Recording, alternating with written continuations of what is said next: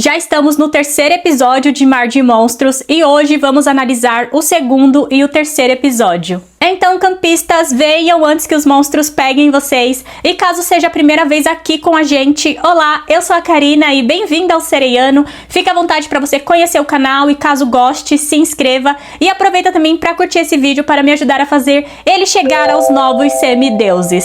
Feito isso, bora pro vídeo.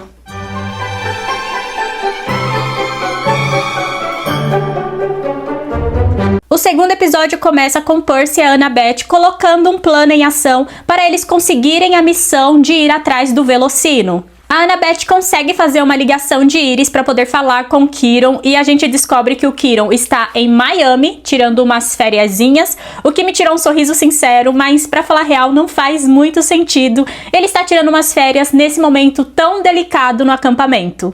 O Kieron conta parcialmente para Annabeth sobre a grande profecia que envolve o filho de um dos 3 grandes deuses e até o momento a gente só tem conhecimento do Percy, então até o momento a profecia fala sobre ele. Ele fala para Annabeth que é perigoso o Percy ir em uma missão, que tudo isso pode ser um plano do Cronos e que eles podem cair em uma armadilha. Eu sempre achei muita falta de comunicação você ter que mentir para uma pessoa para poder protegê-la. Seria muito mais fácil a Annabeth só falar pro Percy: Percy, confia em mim, confia no Kieron e ele acha que não é uma boa ideia você ir pra essa missão, que é muito perigosa e que pode ser uma armadilha pra você. Mas não, eles preferem dar toda uma volta, fazer a Annabeth brigar com o Percy, fazer o Percy não ir pra essa missão, não ser escolhido pela Clarice porque ela ia escolher o Percy, do que simplesmente falar: Percy, eu acho melhor não, confia na gente. Mas tá tudo bem, porque eles são pré-adolescentes e pré-adolescentes não sabem se comunicar. O Percy ia fugir de qualquer forma, se contasse a verdade, se não contasse, no fim ia dar no mesmo.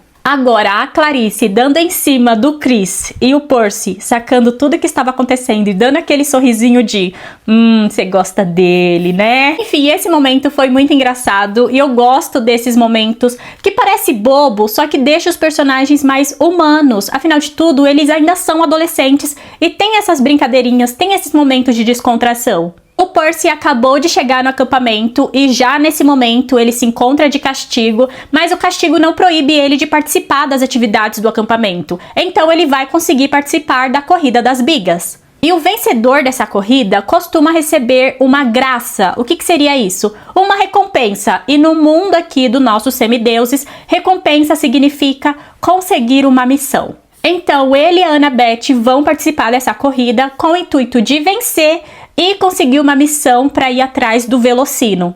E eu acho tudo muito doido, porque sempre que a Annabeth ela não pode contar algo pro Percy, ela fica brava com ele. Ela começa a agir de uma forma mais arrogante com ele. E o Percy, coitado, ele não tá entendendo nada. O porquê que ela passou a agir assim de repente. Então ali no início da corrida, a Annabeth fala pra sua irmã que se a biga dos Poseidon estiver na frente, era pra ela destruir a biga deles e impedir que eles vencessem essa corrida. Só que o Tyson, ele está ouvindo tudo porque, como ele é um ciclope, ele tem essa super audição. Mas durante a corrida algo acontece que é os pássaros, as gaivotas, os pombos demoníacos, eles invadem a barreira porque a barreira ela está enfraquecida. Então eles conseguiram ultrapassar a barreira para atacar ali os semideuses e o Percy, a Annabeth e o Tyson eles trabalham juntos para expulsar esses pombos de lá.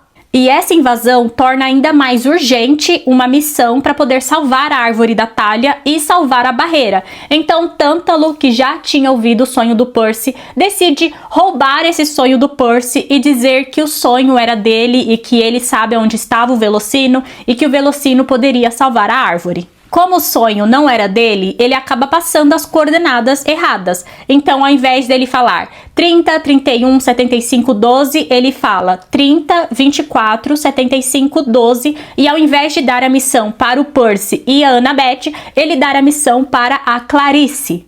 E tá tudo bem, porque a Clarice venceu a corrida das bigas, então essa seria a sua graça. Agora restava aos meninos tentar convencê-la a levar eles para a missão também.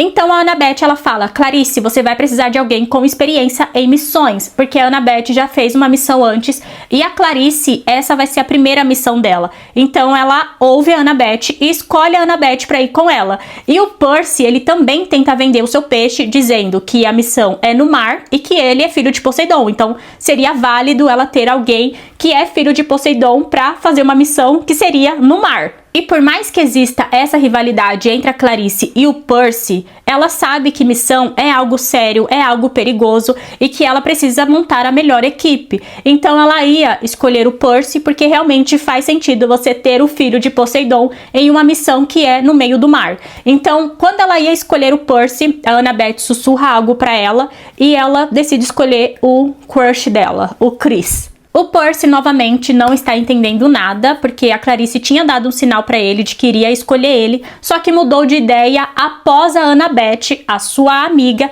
sussurrar algo no ouvido dela. Então ele fica com aquele sentimento de: será que a Annabeth está me traindo? E como eu falei, não importa o quanto de informação Percy teria, ele iria nessa missão de qualquer forma. Então, assim que ele não é escolhido, ele decide que ele vai fugir do acampamento e ele vai atrás do Grover e do Velocino, vai salvar tudo, e é isso aí. Nessa noite, o Percy tem outro sonho com o Grover e dessa vez ele está vestido de noiva. E eu achei muito legal eles colocarem que essa conexão faz com que eles se olhem invertido. Então, o Percy, ele se vê vestindo as roupas do Grover e o Grover está usando as roupas do Percy. Então, nesse momento, a gente conseguiu ver, nem que seja um pouquinho, o Percy vestido de noiva também. E eu achei isso muito legal, porque no livro não acontece, apenas o Grover está vestindo de noiva e sobrevivendo por conta desse vestido. O Grover está na posse do Polifemo, e o Polifemo é um ciclope bem grandão, e esse único olho dele não enxerga muito bem, então ele acredita que o Grover é uma ciclope fêmea. Então a única forma dele reconhecer a presença do Grover é pelo cheiro, e quando ele sentiu o cheiro de bode, mas viu uma noiva ali na frente dele, o Grover conseguiu enganar ele dizendo que usava perfume com cheiro de bode. E ele gosta dos cheiros do bode, mas não para se casar com o bode. Ele gosta do cheiro para se alimentar, tanto que é por isso que todos os sátiros acabam nunca voltando, porque eles são atraídos pelo o Polifemo, que deixa ali um fiozinho de ouro que tem uma propriedade mágica parecida com Pan, o que atrai os sátiros para lá, e assim ele se alimenta dos sátiros que vão para essa missão em busca de Pan. Então essa missão é ainda mais urgente para o Percy, porque a barreira está caindo e ele precisa salvar a árvore da Thalia e restaurar a barreira, só que também o seu melhor amigo está com um casamento marcado, e quando o Polifemo descobrir que o Grover é na verdade um sátiro, ele vira lanchinho. Então é isso, o Percy, ele iria para essa missão de qualquer jeito. Mesmo se o próprio Poseidon falasse: você vai ficar aqui, ele ia falar: tchau pai, tô indo. Mas não foi isso que aconteceu. O Poseidon deu a bênção para ele ir nessa missão e ele recebeu a visita de Hermes. O Hermes, ele é o pai do Luke e de todas as outras 355 crianças que tem no chalé de Hermes, fora os adotados, que ninguém sabe quem é o pai. Então coloca ali na conta do Hermes, porque provavelmente deve ser dele. E ele consegue uma embarcação pro Percy, fala que essa embarcação vai levar aonde ele precisar, só que ele pede para salvar o Luke, que ele acredita que o Luke ainda tem salvação. E quem vê assim, até pensa que ele é um bom pai. Prestes a fugir para a missão, a Annabeth aparece e conta pro Percy algo que ela sempre escondeu, que foi que ela odiou tudo o que ela fez no momento em que ela estava vivendo como uma humana. Ela ficou entediada, disse que ela não sabe ser uma criança humana e que tudo que ela sabe ser é uma semideusa. E eu achei genial que depois de ela falar tudo isso, o Percy perguntar: e você assistiu Tubarão? Tipo, tudo bem você não gostar de montanhas russas, mas você não gostou de Tubarão? Realmente, talvez essa parada de ser humana não seja muito a sua praia mesmo, porque o filme Tubarão é sensacional. No fim, eles são atacados pelo Tântalo, que já tinha dado a permissão para qualquer campista de executar qualquer semideus que estivesse além da barreira. Só que eles são salvos pelo Tyson, eles conseguem entrar no bote e ir rumo ao cruzeiro do Luke. O terceiro episódio começa com a Clarice indo receber a profecia do oráculo para ela poder partir em missão. E essa é simplesmente a primeira missão da Clarice e ela vai lá e me corta a cabeça do oráculo. E sim, a Clarice ela age bem desse jeito mesmo. Ela é bem impulsiva e agressiva. E a profecia foi: navegará com guerreiros de osso e navio de ferro. O que procuras, hás de encontrar, e teu o tornarás. Mas sem esperança dirás: minha vida em pedra enterro, e falharás. Tá, Karina, o que isso quer dizer? Quer dizer que profecias são confusas e eu não sei exatamente.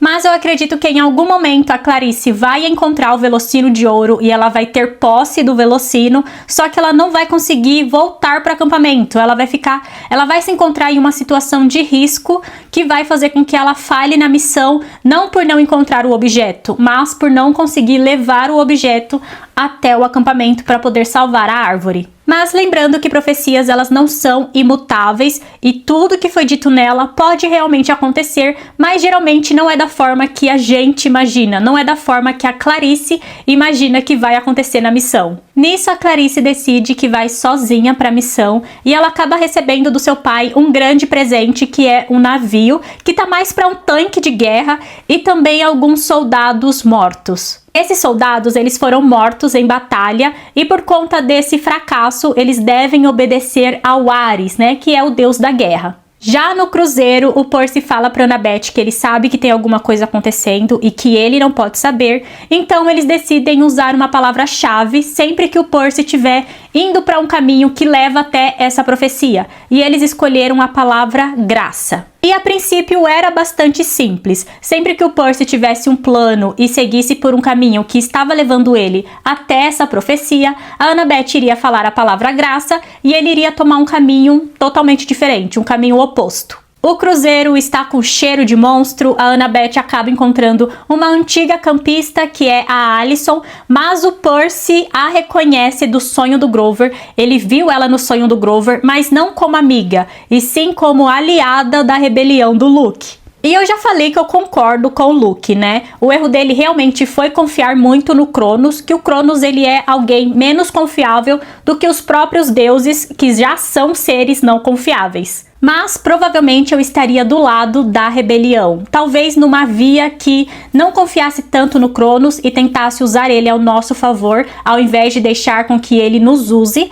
e falar pro Luke que com as ideias dele, a gente iria conseguir recrutar muito mais semideuses para o nosso exército, para nossa rebelião, do que tentar cortar um caminho usando o Cronos. Passando para o navio de guerra, a Clarice está com problemas na sua tripulação, digamos que eles não respeitam ela. A Annabeth usa a palavra mágica para impedir que o Percy ataque o Luke e o Percy percebe que ela está trapaceando, que ela está usando a palavra mágica apenas para proteger o Luke. E realmente a Annabeth acredita que o Luke tem salvação, porque ela ainda tem essa ligação de irmãos, e que ela acredita que ele está apenas sendo manipulado pelo Cronos. O que não deixa de ser verdade também. E então todos eles se encontram, o Luke tenta recrutá-lo para o seu exército, para a sua rebelião, e tudo que ele fala para tentar convencê-los é contar a verdade. Ele sabe que se eles forem para o seu lado, ele não precisa contar mentira, a verdade já basta. Então ele fala que os Zeus não têm misericórdia, que a Thalia e ele ficaram 2 anos fugindo e lutando contra monstros e ainda assim a Thalia morreu, e ele acha que fez um grande ato em ter transformado a sua filha em um pinheiro. Ele acha que foi um grande ato paterno. Ele pergunta sobre Poseidon, tipo, por que seu pai então não tá fazendo nada pra me impedir? O que realmente é verdade, porque Poseidon poderia apenas derrubar aquele cruzeiro e colocaria um fim em toda a liga do Luke. Mas não, ele prefere ver crianças se arriscando em missões, tendo que lutar com monstros, do que mover um dedo pra ajudar na causa que beneficia ele e todo o Olimpo. E então a gente viu que o caixão contendo todas as partes do Cronos está no cruzeiro.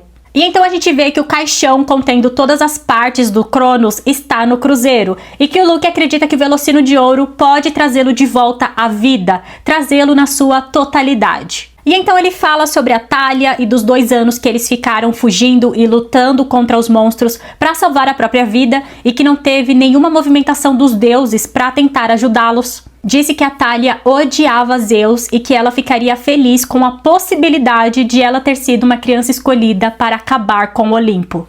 Isso porque se a Thalia tivesse viva, ela e o Percy seriam os filhos dos 3 grandes deuses. Então ela também poderia ser a criança da profecia, a criança que iria destruir ou salvar o Olimpo. A gente viu os monstros que são aliados do Luke, que são os mesmos monstros que atacaram o acampamento, e o Luke não trata eles como se eles fossem monstros de uma forma pejorativa. Afinal, muitos ali são filhos de deuses, e todos eles têm algo em comum: odeiam os seus pais deuses. O Tyson estava sendo bem tratado, ele foi incluído ali para treinar os seus talentos como artesão, e ele acaba construindo uma bomba, e quando ela explode, eles fogem. Voltando para Clarice, ela dá um discurso para a tripulação que, reforçando, são soldados que morreram na guerra, então eles são perdedores, e ela joga real para eles. Vocês não estão cansados de perder? De serem vistos como os perdedores, de serem desrespeitados? Essa é a chance que vocês têm para provar o seu valor e serem tratados com mais respeito. E o discurso deu certo e agora ela tem a confiança da tripulação. Então, nesse momento, eles falam para ela que tem alguma coisa de errado com as coordenadas, já que os números que ela passou não leva para o Mar de Monstro, que é exatamente onde ela quer ir. Leva para um outro lugar, se eu não me engano, em Nova Jersey. E isso aconteceu porque foi um telefone sem fio. Então, Percy falou o número, o Tântalo falou quase o mesmo número, mas errou uma coordenada, e a Clarice falou uma coordenada totalmente diferente. Não sei de onde ela tirou todos aqueles números. E agora, com essa informação de que as coordenadas estavam erradas, ela se lembra do Percy dizendo que o sonho era na verdade dele e que as coordenadas estavam erradas. E por fim, a Annabeth conta pro Percy tudo que ela sabe sobre a profecia. Não tem mais segredos. E a grande profecia é que o filho de um dos 3 grandes deuses, aos 16 anos de idade, se tornará uma arma poderosa. Ele irá decidir o destino do Olimpo, uma escolha que poderá salvar a Era dos Deuses ou destruí-la. A partir desse momento, o Percy irá carregar esse grande peso nas suas costas, porque até onde se sabe, ele é o único filho vivo dos 3 grandes deuses. E foi por conta dessa profecia que Zeus, Hades e Poseidon fizeram um trato de não ter filhos com mortais para evitar que essa criança nascesse. Se eles não tivessem mais filhos humanos, essa profecia não iria se cumprir. Mas apenas o Hades cumpriu esse pacto, a Thalia, que é filha dos Zeus, está morta e apenas o filho de Poseidon está vivo, por enquanto. Mas é isso, me conta o que vocês estão achando sobre a forma que a história está sendo contada, se está simples de entender ou se tem alguma coisa que vocês estão meio perdidos. Ao meu ver, está muito melhor se a gente for comparar com a primeira temporada. Eu estou aguardando pelo 4º episódio e como ele não está necessariamente fiel ao livro, está sendo uma surpresa assistir sem necessariamente saber o que vai acontecer, mesmo que narrativamente falando esteja fiel à história que a gente lê no livro. Não sei se faz sentido. Mas por hoje é isso, campistas. Fiquem com os deuses. Um beijo e tchau!